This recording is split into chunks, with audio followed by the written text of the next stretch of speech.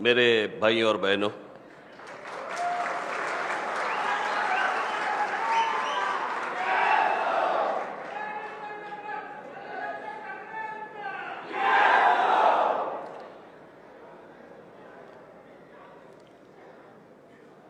एक दिन मैं घर पे बैठा था तो हमारे संदीप देशपांडे जी, उन्होंने मुझे कहा कि एक विनय दुबे हैं, उनको आके आपको मिलना है। तो मैंने कहा मैंने अभी तो कुछ बात की ही नहीं है, तो क्यों मिलने आ रहे? तो बोले नहीं, उनको कुछ आमंत्रण देना है। तो मैंने कहा ठीक है, लेके आइए। तो विनय दुबे जी और उनके सहकारी जो है थे वो मेरे पास आए। उन्होंने मुझे ये कहा कि उत्तर प्रदेश बिहार के जो लोग हैं उनके बीच में जो गलतफहमियां हैं, आपने कहा कुछ और है, उनको बताया कुछ और है। बीच में जो कोई आंदोलन हुए उसमें जो कोई मारपीट हुई वगैरह वगैरह, ये सारी चीज़ों के ऊपर कुछ प्रश्न हैं।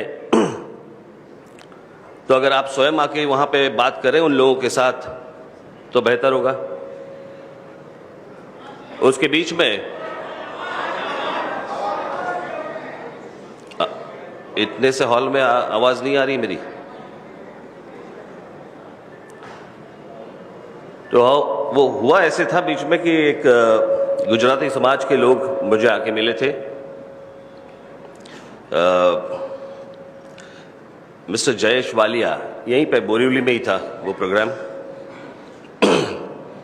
उनका भी यही कहना था। तो मैं वहाँ पे गया था। फिर उसके बाद मुझे पूना में बुलाया था, कोई गुजराती और मारवाड़ी लोग थे तो उन्होंने भी मुझे बुलाया था। तो वो सामने रखते हुए विनय दुबे जी मेरे पास आए और उन्होंने कहा कि अगर आप उत्तर भारतीयों के सामने आके आपकी बात कहें तो बेहतर होगा। मैं बोला ठीक है, मुझे क्या, मैं आता हूं।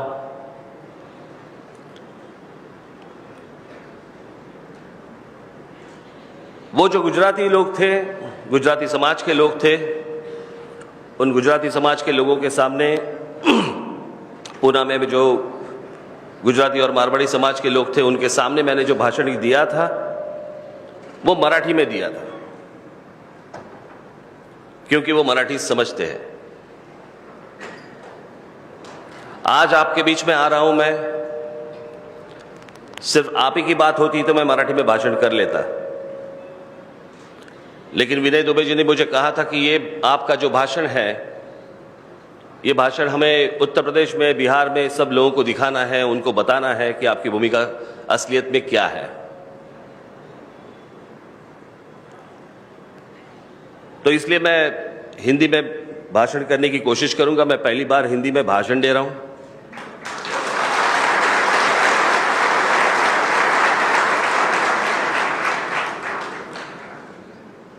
कुछ गलतफहमियां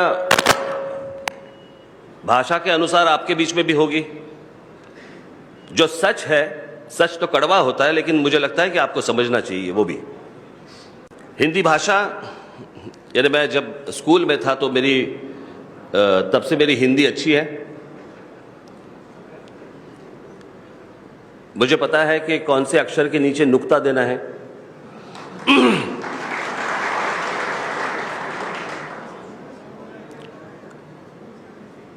वो इसलिए क्योंकि मेरे पिताजी जो थे उनकी हिंदी अच्छी थी। उनकी सबसे ज्यादा वो बोल सकते थे, लिख सकते थे, समझ सकते थे, वो भाषा थी उर्दू। तो इसलिए उनके कारण मेरा थोड़ा बहुत हिंदी ठीक ठाक हुआ। और दूसरा कारण है फिल्में।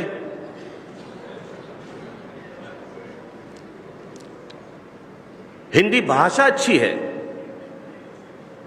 बहुत सुंदर भाषा है, उसमें कोई संदेह नहीं है। लेकिन हिंदी ये राष्ट्रभाषा है, ये गलत है।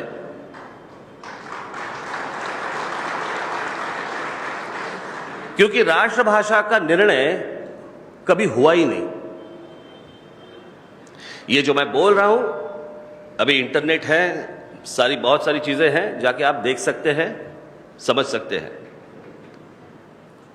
तो जैसे हिंदी भाषा है, वैसे ही मराठी भाषा है, वैसे ही तमिल भाषा है, वैसे ही गुजराती भाषा है, इस राष्ट्र की भाषा है, ये सारी भाषाएं हैं।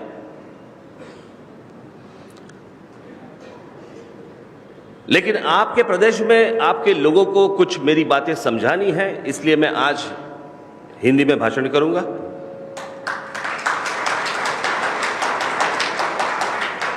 कुछ गलतियां हुई तो समझ लेना।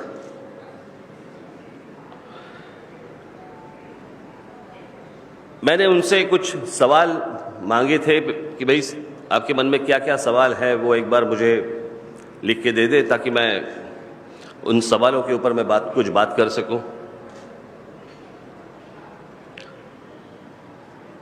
जो भी कुछ सवाल आए हैं मुझे कि वो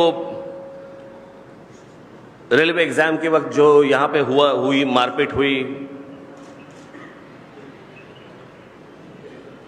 जो फेरी वाले हैं उनको भी इसी चीज का सामना करना पड़ा हमारे लोगों से।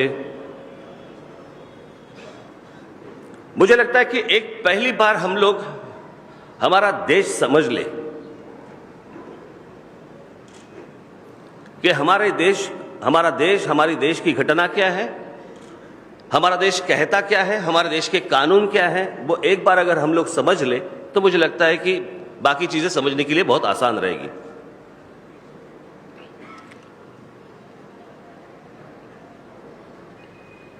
लोग कहते हैं कि राज ठाकरे और उसके पार्टी के लोग जो है, उनके महाराष्ट्र सैनिक जो है, वो संविधान का अपमान करते हैं। संविधान में तो ये लिखा हुआ है कि इस देश का आदमी कहीं भी जा सकता है, कहीं भी घूम सकता है, कहीं भी रह सकता है। वो जो इंटरस्टेट माइग्रेशन एक्ट जो है उसके बारे में कहते हैं। मुझे लगता है कि इंटरस्टेट माइग्रेशन एक्ट किसी ने पढ़ा ही नहीं है। हम लोग बस एक हवा में बात करते हैं कि इस देश का आदमी कहीं भी जा सकता है, कहीं भी रह सकता है, कुछ भी कर सकता है। ऐसा वो नहीं कहता। अगर वो कायदा अगर आप पढ़ ले ठीक से तो उसमें आपको पता चलेगा कि अगर आपको एक राज्य छोड़ के दूसरे राज्य में आना है, अगर आप आते हो तो आने के वक्त आपको पहले पुलिस स्टेशन में आपको बताना पड़ता है कि आप कौन हैं, किस काम से आए हैं, आप कहां रहने वाले हैं, आपको अगर जॉब मिली है तो किसने आपको जॉब दी है, उसका एक सर्टिफिकेट लगता है। ये सारी चीजें उसमें दी है। हम लोग सिर्फ एक ही बात पकड़ते हैं कि एक राज्य से निकले लोग और दूसरे राज्य में चले गए। ऐसे नहीं होता।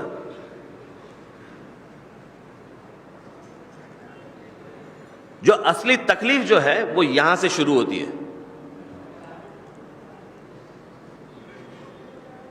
मैं जो हर वक्त कहता हूं, आज देखिए, मैं आज आपके सामने मैं क्लैरिफिकेशन देने के लिए नहीं आया हूं। मैं मेरी भूमिका जो है, जो मेरी भूमिका पहले से थी, वो सिर्फ आपको हिंदी में बताने के लिए आया हूं।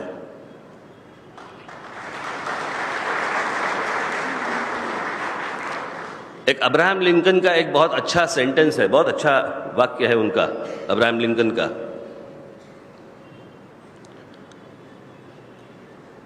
कि कभी क्लैरिफिकेशन मत देना, क्योंकि जो आपके ऊपर प्यार करते हैं वो क्लैरिफिकेशन की मांग नहीं करते, और जो आपसे नफरत करते हैं वो क्लैरिफिकेशन सुनते ही नहीं आपका। तो क्लैरिफिकेशन क्यों देना है? लेकिन मुझे लगता है कि देश भर में जो भी कुछ घटनाएं हुई हैं वो मुझे लगता है कि हमें एक बार देखनी चाहिए, समझनी चाहिए कि ये क्यों हो रहा है, किस लिए हो रहा है। मैं आज महाराष्ट्र की बात कर रहा हूं। महाराष्ट्र की आज अगर जनसंख्या देखी जाए तो महाराष्ट्र की जनसंख्या है 13.5 करोड़। बहुत सारे लोग आज बाहर के राज्यों से महाराष्ट्र में आते हैं, खास करके उत्तर प्रदेश और बिहार से लोग आते हैं। मैं कुछ कोट्स लेके आया हूं। हमारे जो पूर्व राष्ट्रपति थे, हमारे जो पूर्व प्रधानमंत्री थे, उनके कुछ कोट्स लेके आया हूं मैं। वो दो कोट्स मैं आपके सामने में पढ़ता हूं, उससे आपको मैं क्या कहने वाला हूं या मैं क्या सोचता हूं इसका पता चल जाएगा आपको।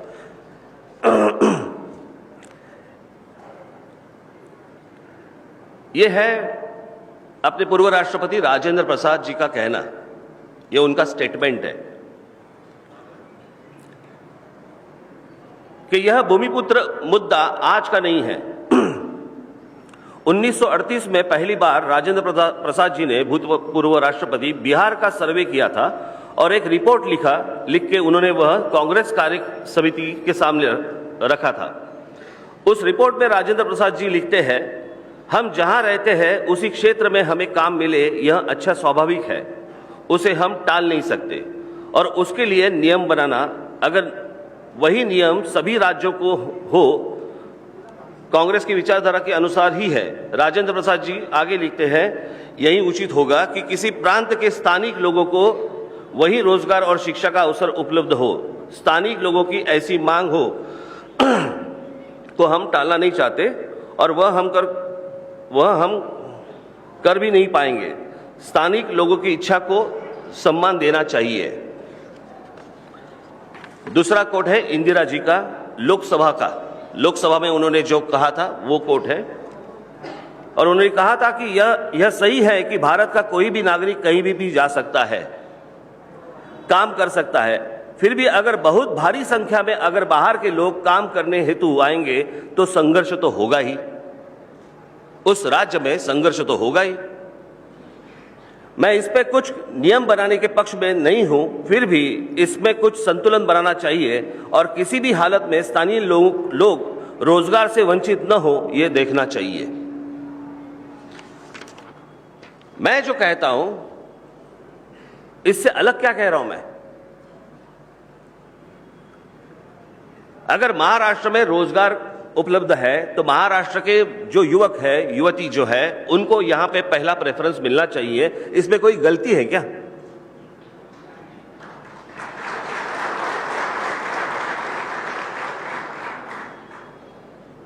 कल अगर उत्तर प्रदेश में इंडस्ट्री जाती है, उद्योग आते हैं, तो पहला प्रेफरेंस उत्तर प्रदेश के लोगों को मिलना चाहिए, वहां के युवाओं को मिलना चाहिए। अगर बिहार में इंडस्ट्री जाती है तो पहला प्रेफरेंस उनको मिलना चाहिए। इसमें गलत क्या है?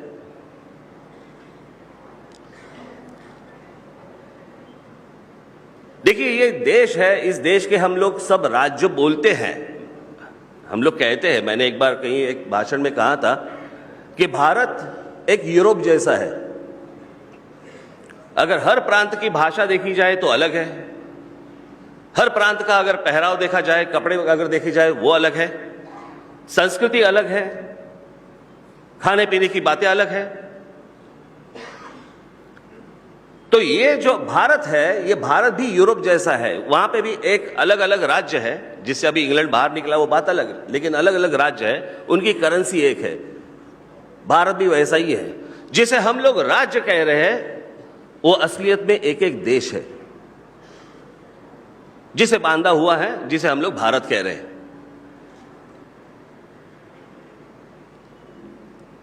पहली गलती तो वहां पे है जहां पे उत्तर प्रदेश के राजनेता जो है वो आपके यहां पे उद्योग ना ला सके। बिहार के जो राजनेता है वो वहां पे उद्योग ना ला सके। अगर ठीक से हम लोग सोचे तो देखिए कि भारत के जितने भी प्रधानमंत्री हुए हैं उसमें से कम 70 से 80% प्रधानमंत्री उत्तर प्रदेश से है। पंडित जवाहरलाल नेहरू कॉन्स्टिट्यूंसी उनकी उत्तर प्रदेश, लाल बहादुर शास्त्री उत्तर प्रदेश, इंदिरा जी उत्तर प्रदेश, राजीव गांधी उत्तर प्रदेश, सोनिया गांधी उत्तर प्रदेश, राहुल गांधी उत्तर प्रदेश, अटल बिहारी वाजपेयी उत्तर प्रदेश, वीपी सिंह उत्तर प्रदेश, अटल बिहारी वाजपेयी उत्तर प्रदेश और नरेंद्र मोदी।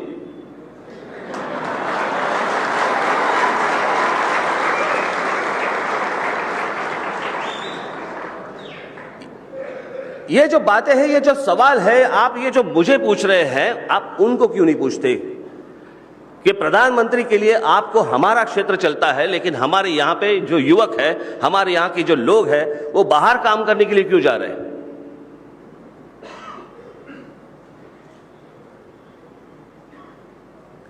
इसका किसी के पास जवाब नहीं है।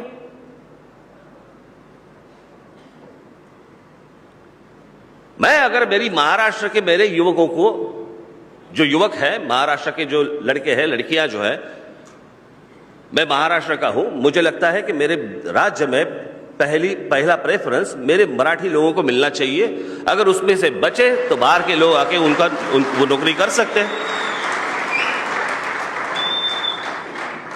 किसी भी राज्य में हम लोग जाएं तो मुझे लगता है कि उस राज्य का मान रखना चाहिए।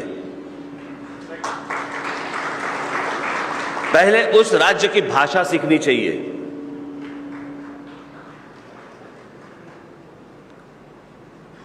जब परदेश जाते हो तो क्या करते हो? हिंदी में बात करते हो,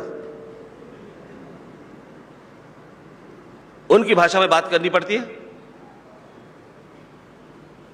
तो शुरुआत तो मुझे लगता है कि यहां से शुरू होती है।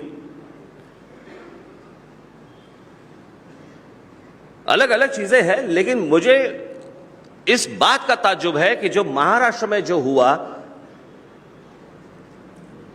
उसका चित्र जो देश भर खड़ा किया, खास करके दिल्ली में बैठे हुए मीडिया के लोग, तो जो बाकी राज्यों में हुआ उसके बारे में चर्चा क्यों नहीं होती?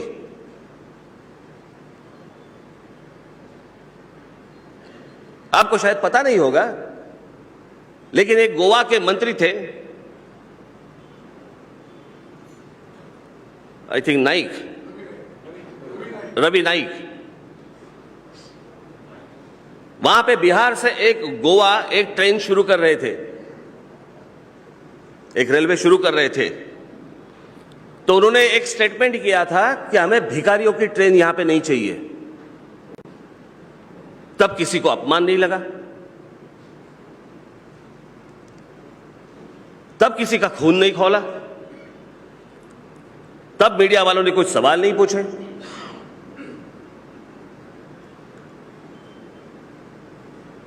आप हिस्ट्री देखिए, अगर आसाम में देखेंगे यहां तो कुछ नहीं हुआ। अगर आसाम में देखेंगे तो आसाम में तो बिहारियों के उनकी गर्दन काटी गई थी, उनको मार डाला था। एक बहुत बड़ा आंदोलन वहां पे आसाम में हुआ था कि बिहारियों को हटाओ, उसका भी कुछ नहीं हुआ। उसके बारे में भी कोई मीडिया के लोग, पत्रकार कोई बात करना नहीं चाहते।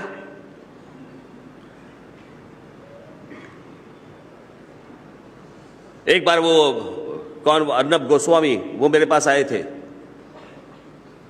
और उन्होंने शुरू कर दिया, ये उत्तर प्रदेश और बिहार के लोग जो आते हैं वगैरह वगैरह वगैरह वगैरह। मैं बोला, अर्नब एक मिनट ठहर,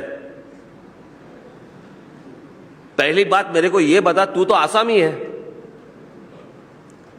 तो आसाम में क्या हुआ उसका जवाब पहले तू मुझे दे, बाद में मैं तेरे को देता हूं।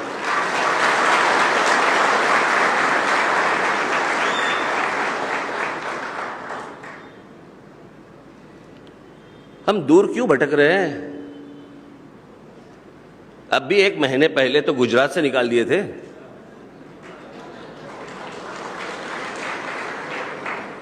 दस 15 हजार लोग तो मुंबई आ गए। ये अच्छा है, किसी राज्य से निकाल दिए जाए तो मुंबई चले आते, वापस उस राज्य में नहीं जाते। पहले से बोझ क्या कम है इस राज्य के ऊपर?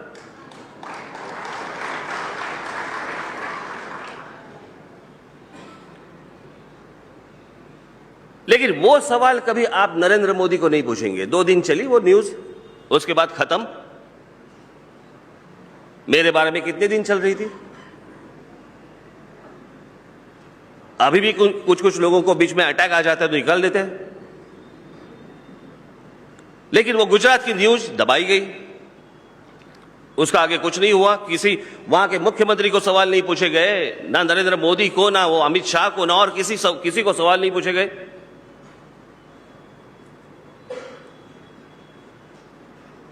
वहां पे तो सब लोगों को मारा था, गुजरात में सब लोगों को भगा दिया, ट्रेन में बिठा कर बाहर निकाल दिए।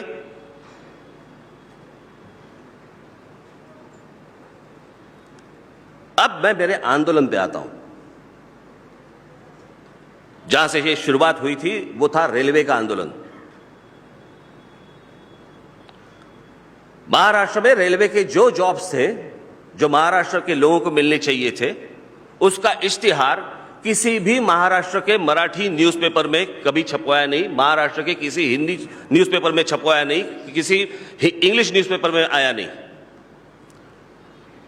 महाराष्ट्र में इस तरह के जॉब्स हैं, इस तरह की नौकरियां हैं, इसके इश्तिहार कहां पे आ गए? उत्तर प्रदेश में और बिहार में। क्यों महाराष्ट्र में क्यों नहीं?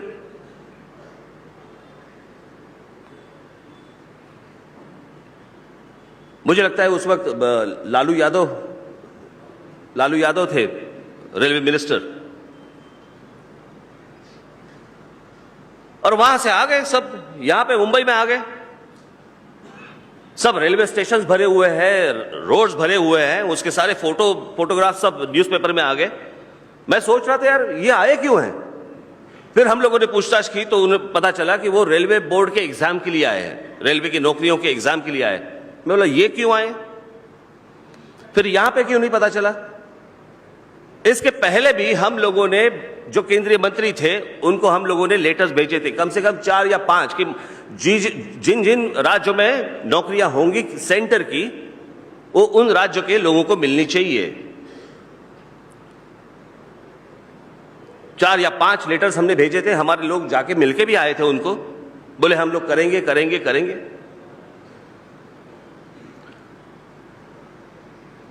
और फिर उस वक्त जो माहौल जो भड़क गया, मुझे जो कहना था कि मैंने उस वक्त कहा कि अगर इनको मिलना चाहिए, यहां पे अगर जॉब्स हैं महाराष्ट्र में, तो महाराष्ट्र के लोगों को, मराठी युवती जो है उनको मिलने चाहिए, इनको नहीं मिलने चाहिए। तो हमारे लोग जाके उनके साथ उन्होंने बात की कि आप यहां से अभी के अभी आप चले जाइए, यहां अगर जॉब्स है तो यहां के लोगों को मिलने चाहिए। जब ये बात करने के लिए जब हमारे लोग उनके साथ गए, तो उन्होंने जिस भाषा का प्रयोग किया, वो अगर भाषा का प्रयोग अगर आप सुनते, आप भी खौल उठते। जो यहां पे आए थे वो अगर उस भाषा का प्रयोग करेंगे तो आपको क्या लगता है हमारे लोग क्या हाथ पे हाथ रख के बैठेंगे?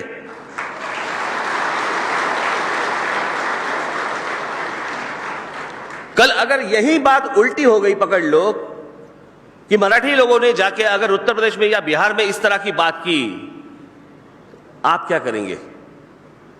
आरती उतारेंगे?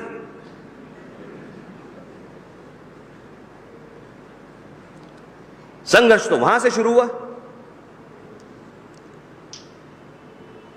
और उसके बाद जब ममता बनर्जी जब रेलवे मंत्री बनी, उनके पास भी हमारा लेटर गया, और पहली दफा ममता बनर्जी जो रेलवे मंत्री थी, उन्होंने ये आदेश निकाला कि जिस राज्य में नौकरियां हैं उस राज्य के लोगों को वहां पे नौकरी मिलनी चाहिए, और अगर वहां पे जो एग्जाम्स होते हैं वो भी उस राज्य के राजभाषा की तरह होनी चाहिए, उसी लैंग्वेज में होनी चाहिए। अब मुझे एक बात बताइए कि यही बात मैंने लेटर में लिखी थी, अगर एक पत्र से समझ में नहीं आता तो संघर्ष तो होगा ही, वो तो अटल है, उसका कुछ नहीं हो सकता। मुझे तो सिर्फ सवाल पूछने हैं आप लोगों को, उत्तर प्रदेश के और बिहार के लोगों को मुझे सवाल पूछने हैं। आपके यहां के राजनेता कुछ नहीं करते, आप बाहर जाते हैं, बाहर जाके आपको इस संघर्ष का सामना करना पड़ता है। आपको नहीं लगता कि आप हर जगह जाके अपमानित होते?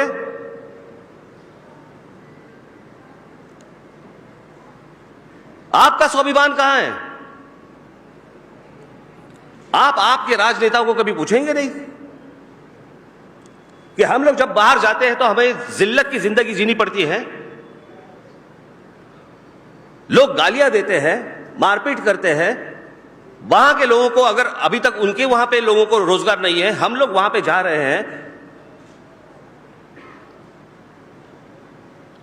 और ये सिर्फ उत्तर प्रदेश, बिहार, महाराष्ट्र, गुजरात, यहीं तक की ये बात नहीं है, ये पूरे दुनिया में हो रहा है, ये हर जगह पे हो रहा है। और इस बात को हमें समझना चाहिए कि हमारे लोगों को अगर आपके, अरे मैं, यदि बिहार में अगर देखे जाए, अपने यहां पे जो पहली यूनिवर्सिटी बनी वो तक्षशिला, जो पार्टीशन के बाद अभी पाकिस्तान में चली गई। दूसरी जो यूनिवर्सिटी बनी वो नालंदा, जो बिहार में थी।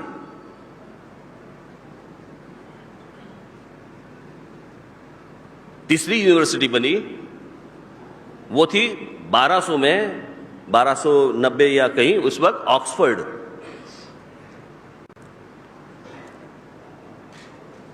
अंग्रेज लोग, कुछ प्रोफेसर्स, उसके बाद एक फ्रांस में एक यूनिवर्सिटी बनी, तो कुछ लोग फ्रांस की यूनिवर्सिटी में चले गए थे और वहां पे भी यही संघर्ष हुआ था कि फ्रांस की यूनिवर्सिटी में जो सिखाने वाले जो प्रोफेसर्स हैं वो फ्रांस के होंगे, इंग्लैंड के नहीं होंगे, ब्रिटिशर्स नहीं होंगे, तो ब्रिटिशों को बाहर निकाल दिया गया। जो गए थे वो वापस आ गए ऑक्सफोर्ड में।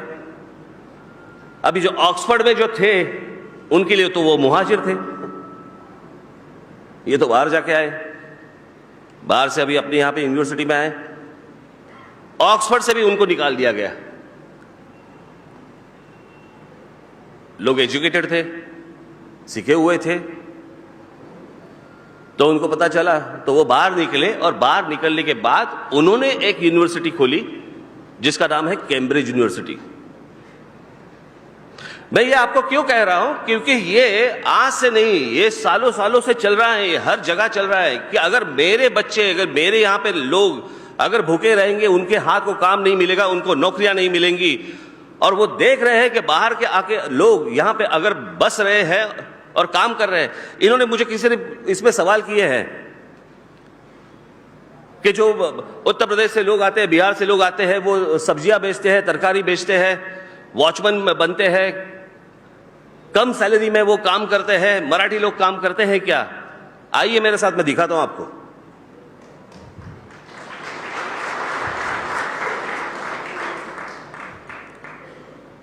महाराष्ट्र के हर जगह पे जाएंगे तो मराठी लोग जो है वो लीगली बैठे हैं, तरकारी बेच रहे हैं। मंडी में जाइए कभी, मार्केट में आपको मराठी लोग ही मिलेंगे। बहुत जगहों पे हमारी मराठी औरतें बैठी रहती है। ये जो फेरी वाला का जब आंदोलन जब हुआ, उसके बाद बहुत सारे ऐसे मराठी लोग भी मेरे पास आए,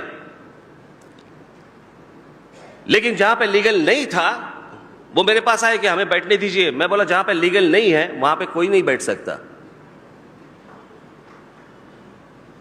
तो जो मैंने मुझे समझाना था वो आपको भी वही समझाना था, उनको भी मैंने वही समझाया।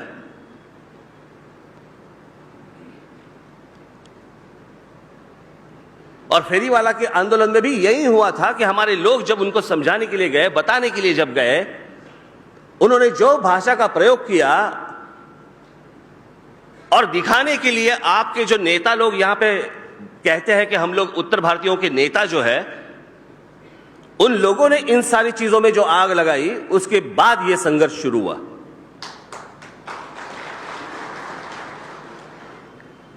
मुझे लगता है एक बार अगर आप अपने भी गिरेबान में झांक कर देखेंगे कि क्या हो रहा है, तो मुझे लगता है कि यह संघर्ष का कोई मतलब ही नहीं है।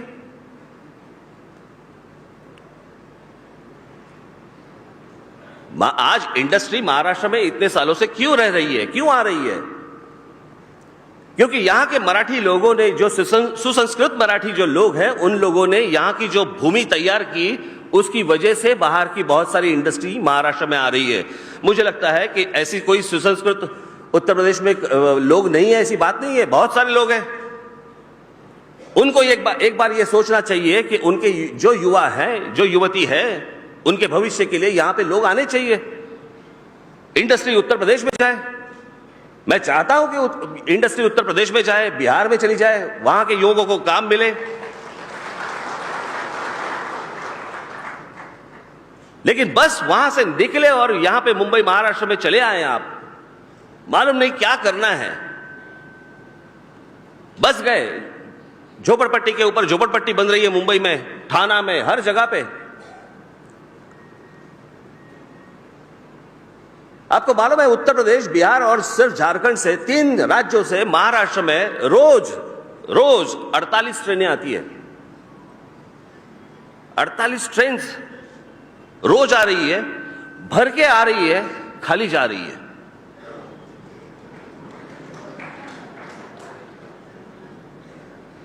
एक शहर होता है, एक राज्य होती है, उसकी एक कैपेसिटी होती है, उसकी एक क्षमता होती है।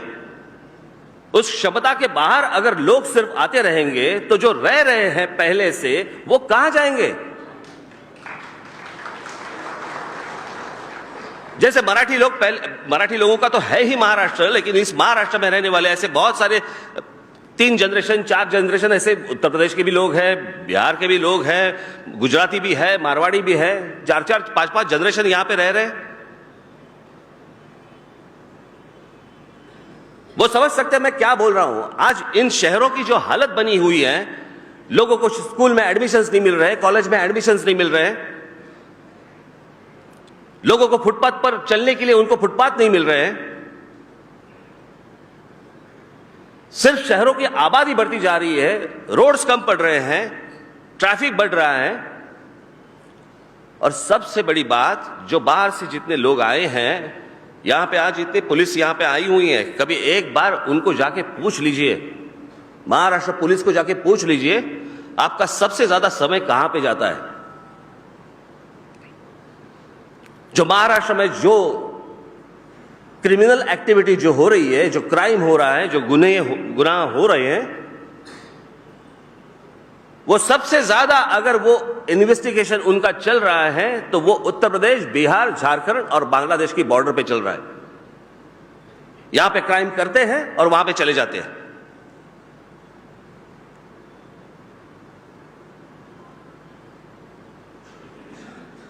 '95 के पहले ऐसी हालत नहीं थी, लेकिन 95 में यहां पे एक महाराष्ट्र में स्कीम आई, झोपड़पट्टी वालों को मुफ्त घर। 95 के पहले की मुंबई अलग थी, 95 के बाद की मुंबई अलग है। मुंबई थाना 95 के अलग अलग था, 95 के बाद अलग है। महाराष्ट्र के हर शहर में जाएंगे, पुणे में जाएंगे, हर जगह जाएंगे तो 95 के पहले अलग है, 95 के बाद अलग है। इतने वहां से लोग आए, अच्छा मुंबई में फोकट घर मिल रहा है। उसमें बहुत सारे जो लोग आए, वो आए हुए लोग कौन हैं? जो यहां पे सीख रहे हैं, जो यहां पे नौकरी कर रहे हैं, अच्छी तरह से नौकरी कर रहे हैं, वहां पे संघर्ष की कोई बात नहीं है। लेकिन जो सिर्फ क्रिमिनल्स यहां पे आ रहे हैं, अगर उस राज्यों से आ रहे हैं, राज ठाकरे बर्दाश्त नहीं करेगा।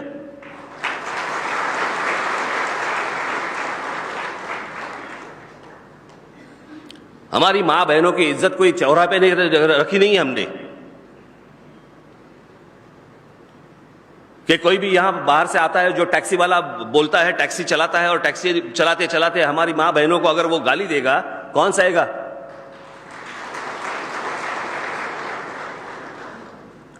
आज महाराष्ट्र में जो मुसलमान रहते हैं, जो महाराष्ट्र के मराठी मुसलमान हैं, जो आप देखिए बहुत सारे इलाकों में रहते हैं, दंगे वहां पे कभी नहीं होते। जो बाहर से आए हुए जो मुसलमान हैं, बाहर के राज्यों से आए हुए मुसलमान हैं, दंगे वहां पे होते हैं। मुझे याद है एक बार आजाद मैदान पे एक मोर्चा निकाला गया था, कौन होते थे? रजा कदमी, वो उनका एक मोर्चा निकाला हुआ था। मैंने जब बाद में पूछताछ की मैंने पुलिस से, तो सब उसमें से कम 98% जो मुस्लिम्स थे आए हुए, जिन्होंने मीडिया की वैन्स जलाए थे, पत्रकारों को यहां पे मारा था, यहां के पुलिस को मारा था। पुलिस जो महिलाएं हमारी जो बहनें हैं, उनके इज्जत पे हाथ डाला था। जो भी लोग थे वो बाहर के लोग थे। आपको क्या लगता है वो हम लोग से हैं?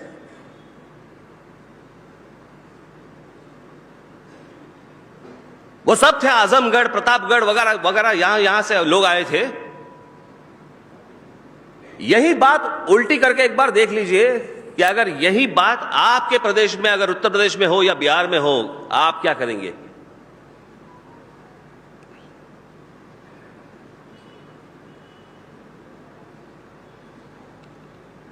मुझे लगता है कि आपको भी इस बात पे सोचना चाहिए। संघर्ष होता कब है? ऐसी बात नहीं है ना कि मुझे कोई बाकी कोई सोच नहीं है, बस संघर्ष करो। जो मैं कहता हूं, जो मैंने बातें मराठी में की थी, वही आपके सामने आज मैं हिंदी में रख रहा हूं। आज मेरे यहां पे दोस्त आए हुए हैं, यहां पे कहीं बैठे होंगे। मिस्टर, ये देखिए, खड़े हो जाइए, उभर। ये इनका नाम है मिस्टर सुरेश गुप्ता। ये कम से कम 40 साल से मेरे दोस्त है, 30 साल से तो है ही है। अगर हर जगह मैं नफरत की आंखों से देखता, ये क्या दोस्त रहते क्या मेरे? यहां पे एक बहुत बड़े सीनियर पत्रकार बैठे हैं, Amrish Mishra, times of India के। मराठी लोग नहीं बोल सकते उतनी उत्तम मराठी ये बोलते हैं।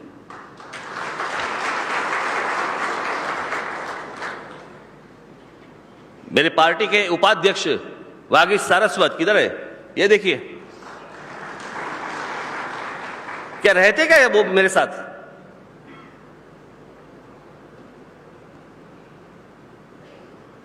मेरी जो सोच है वो बहुत सीधी है। बीच में कुछ लोग आए थे मेरे पास, एक युगांडा में रहने वाले मराठी लोग जो थे, उनको मेरी तरफ से कुछ संदेश चाहिए था, तो मैंने उनको संदेश लिख के भेजा था। शायद लिख के नहीं, मैंने बोल के ही भेजा था।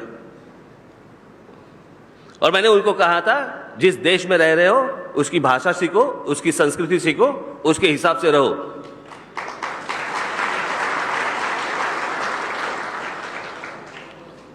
आप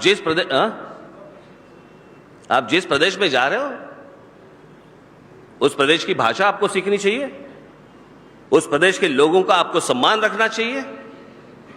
और यहां पे अभी इतनी भीड़ हुई है कि आपके लोगों को अभी बताना चाहिए कि भाई साहब अभी मत आना।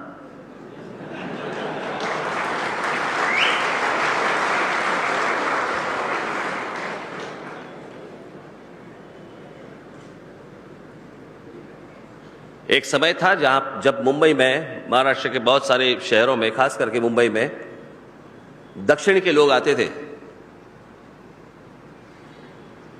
60 के दशक में उस वक्त दक्षिणात्यों के खिलाफ वहां पे उस वक्त संघर्ष हुआ था मुंबई में। आहिस्ते आहिस्ते दक्षिण भारत में, तमिलनाडु में, आंध्र प्रदेश में, केरला में, कर्नाटक नहीं लेकिन केरला में, हर जगह पे वहां पे उद्योग आने लगे, इंडस्ट्री आने लगी, वहां के लोगों को काम मिलने लगे। वहां के जो राजनेता थे उन्होंने वहां पे इंडस्ट्री लाई, वहां पे उन्होंने काम शुरू कर दिया। अभी दक्षिण भारत से लोग नहीं आते।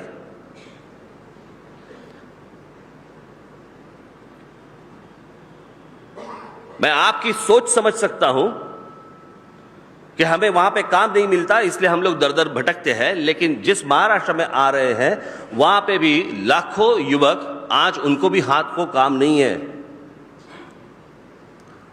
हमारे अगर विदर्भ में जाएंगे, हमारे मराठवाड़ा में जाएंगे, हमारे पश्चिम महाराष्ट्र में जाएंगे, हमारे कोंकण में जाइए, बहुत सारे ऐसे युवक हैं जिनको मालूम ही नहीं है कि काम कहां पे है।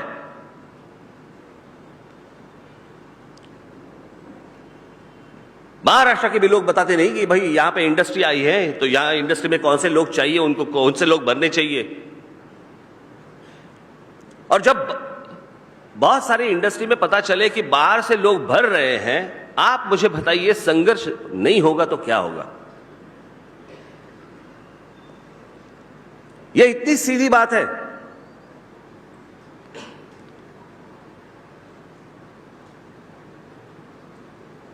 मीडिया के लोग, मुझे याद है वो मेरा भाषण चल रहा था, मैं मराठी में भाषण दे रहा था। एक यहीं का एक रिपोर्टर था, ये जो उसने मुझे बताया, और उसने कहा कि हमारे जो एंकर जो दिल्ली में थी, वहां पे कुछ गलत दिखा रहे थे। जो मैं भाषण कर रहा हूं, मैं बता रहा हूं, वो दिखा नहीं रहे थे। यानी वो लिखते हैं ना भाषण में मैं क्या बोल रहा हूं, वो जो लिखते हैं वो कुछ गलत लिख रहे थे। तो यहां के वो रिपोर्टर ने उनको फोन करके बोला कि आप जो दिखा रहे हैं वो गलत है, राज ठाकरे ऐसे भाषण नहीं बोल रहे, वो जो बोल रहे हैं वो अलग है, आप दिखा रहे हैं अलग। तो उस लड़की ने उस रिपोर्टर को कहा कि शट अप, तुम तुम्हारा काम करो, हम हमारा काम करेंगे। मतलब क्या है इसका?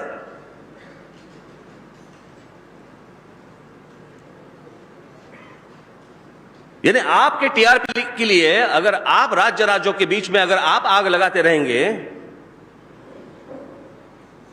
ये कैसे होगा?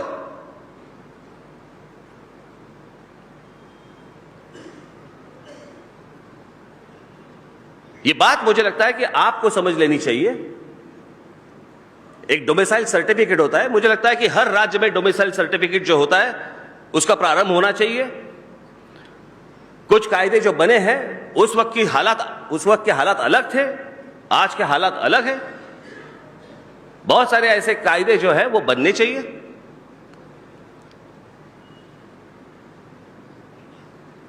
हमारे यहां पे राज्य जो है, राज्य में सत्ता होती है, केंद्र में सत्ता होती है, केंद्र का काम अलग रहता था। अभी ये नरेंद्र मोदी आए तब से कुछ अलग अलग ही बन रहा है। जब वो मुख्यमंत्री थे तब भाषा उनकी अलग थी, जब प्रधानमंत्री बन गए तो भाषा उनकी अलग है। जब मुख्यमंत्री थे तो नरेंद्र मोदी कहते थे उन्होंने केंद्र को कहा था जब मुख्यमंत्री थे कि हमें आप पैसे भेजना बंद कर दीजिए, हम आपको पैसे देना बंद कर देंगे, हम हमारा राज्य चलाएंगे। प्रधानमंत्री बनने के बाद कह रहे हैं हम हमारा पैसा हमारे पास रखेंगे, राज्यों का पैसा भी हम लोग ले लेंगे।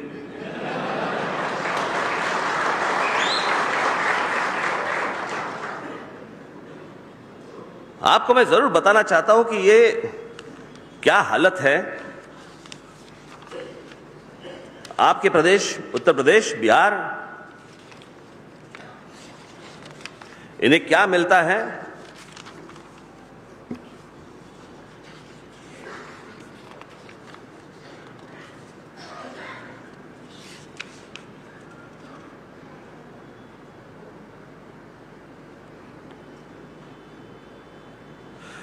ये देखिए, महाराष्ट्र केंद्र में जितने पैसे देता है, केंद्र को जितने पैसे देता है, महाराष्ट्र केंद्र के भंडार खजाने में 100 रुपयों का योगदान देता है, तो महाराष्ट्र को सिर्फ उसके बदले में 13 रुपए 20 पैसे मिलते हैं। यानी 100 रुपए अगर महाराष्ट्र डाले तो 13 रुपए 20 पैसे मिलते हैं वापस।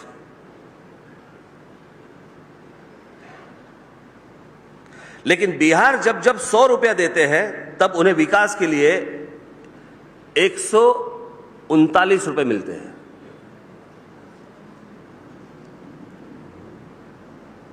ये कौन सा तरीका है, मुझे समझा नहीं। जो स्टेट काम कर रहा है, जो पैसे खड़े कर रहा है, जो पैसे केंद्र को दे रहा है, उनको 13 रुपए, 100 में से 13 रुपया। और जहां पे इंडस्ट्री नहीं है, जहां से लोग उठ के बाहर जा रहे हैं, दूसरे राज्यों में जा रहे हैं, काम के लिए जा रहे हैं, तो वहां के राजनेता कुछ काम नहीं कर रहे, तो उनकी यहां पे 100 रुपए में उनको 139 पैसे रुपए मिल रहे।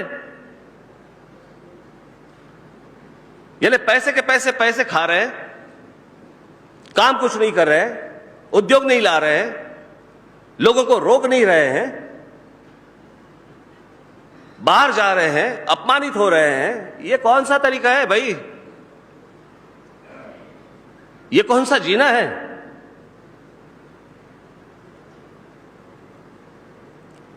और मैं आज आपको कह देता हूं, देखिए, मुझे संघर्ष करने की जरूरत नहीं, लेकिन यही अगर तरीका और बढ़ते जाएगा तो हर राज्य में संघर्ष होगा ही। अगर इन्हें सुधारना है तो आपको आपके लोगों के बीच में सुधार लाना चाहिए, उनको ये सारी बातें कहनी चाहिए। और आपके कहने के भी बाहर अगर वो लोग होंगे तो हम तो है ही। ये किसी दादागिरी की बात नहीं है, लेकिन मुझे लगता है कि हर राज्य बड़ा हो, उद्योग में बड़ा हो, बाकी सारी चीजों में बड़ा हो, और हर राज्य के बीच में एक हेल्दी कंपटीशन हो।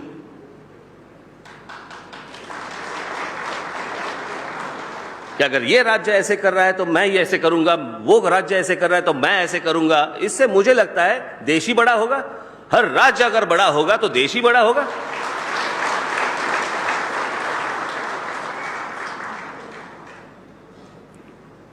यही बात मैं आज तक कहते आया हूं। अब समझी?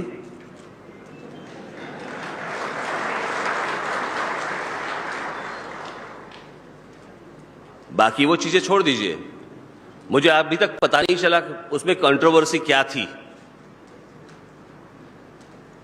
अमिताभ बच्चन जी का जब सवाल आया था तो मैंने क्या गलत बताया था? मेरा जो वाक्य था वो जो उस वक्त था आज भी वही है। बीच में एक बार मेरे साथ अमिताभ बच्चन जी एक स्टेज पे आए थे, उनके सामने भी मैंने वही बात रखी थी। मैंने सिर्फ इतना ही कहा था कि अमिताभ बच्चन जब लोकसभा के लिए खड़े हुए तो उन्होंने इलाहाबाद से खड़े हुए, क्यों नहीं मुंबई से? जब उन्होंने काम किया तो एक भोजपुरी फिल्म में काम किया था। जब उनके कोई बहू के नाम से कोई कन्याशाला निकालनी थी, उसके लिए उन्होंने उत्तर प्रदेश की जमीन चुन ली थी। मेरा सिर्फ इतना ही छोटा सा सवाल था कि इतने बड़े शहंशाह, इतने बड़े आदमी को, जो इतना बड़ा कलाकार है, इस इतने बड़े कलाकार को अगर अपने मातृभूमि या जन्मभूमि के बारे में या अपने राज्य के प्रति अगर इतना प्यार हो सकता है तो राज ठाकरे बहुत छोटा आदमी है, उसको अगर महाराष्ट्र के प्रति प्यार होगा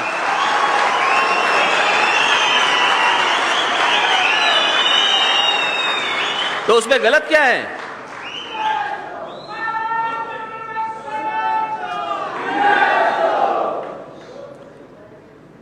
यही मेरी भूमिका थी और यही मेरी भूमिका रहेगी।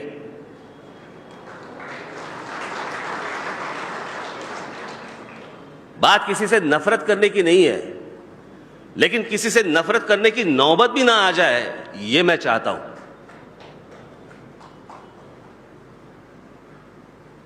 तो बस यही था मेरा, जो मैंने जो कहा था, इतना ही मेरे सामने जो था वो इतना ही था।